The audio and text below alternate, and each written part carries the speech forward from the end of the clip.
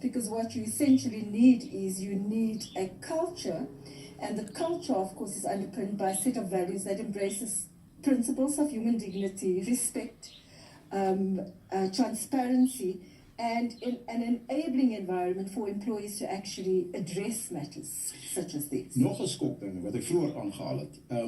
Nie een van die beweerde oortreders wat was opgeskort of aangekla vir seksuele teistering nie. Wel was later aangekla op 'n laer klag soos onprofessionele gedrag, maar watter soort straf moet of kan uitgedeel word in die geval van seksuele teistering in die werkplek?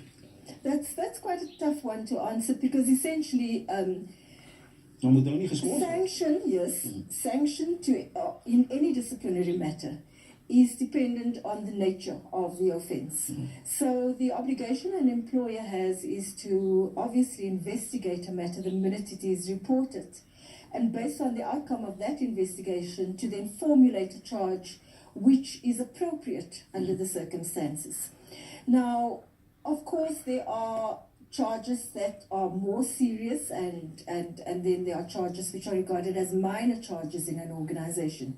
Based on the severity and the impact of the nature of the offense, a sanction can range in anything from a verbal warning to a written warning to a final written warning to a dismissal. And organizations also have recourse, of course, or employers who actually are complainants also have recourse to civil and criminal litigation. Because that was going to be my next question. Absolutely. What recourse do they have? They do have, so they have recourse to external dispute resolution through the CCMA and the Labour Court. But furthermore, they have recourse to criminal and civil litigation as well. And damages can be issued against an organization for failing to protect the employer and the employee. And in that respect, the employee would then be liable to compensate or to pay damages to the aggrieved employee. Is daar enige beleid, Jenny, wat seksuele uitbuiting en teistering in die werkplek kan voorkom? Of course, there's a myriad of legislation in this country.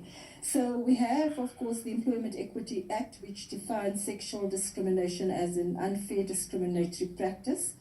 But in addition to that, we have supporting legislation in the form of a code of good practice in terms of managing sexual harassment in the workplace. And that code specifically provides employees with very clear guidelines in terms of how it ought to manage sexual harassment in the workplace. In addition to that, you have the code, Schedule 8 of the Labour Relations Act, which governs how employees should be managed from a termination perspective, so a dismissal perspective. And the one thing about legislation, of course, is that just affords one with a tick box exercise.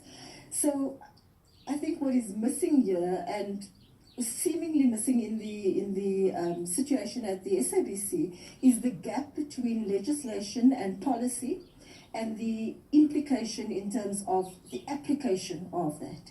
So when an employee lodges a complaint and the complaint is investigated, the follow-through is then important. Yes. In the absence of that, the legislation or the policies are meaningless. Daar moet ons nou stop, ongelukkig. Maar ons het nog baie vrae vir jou, maar daar moet ons nou stop. Dit was Jenny Jafte. Sy is 'n menslike hulpbronne konsultant en ook 'n onafhanklike nie-uitvoerende direkteur.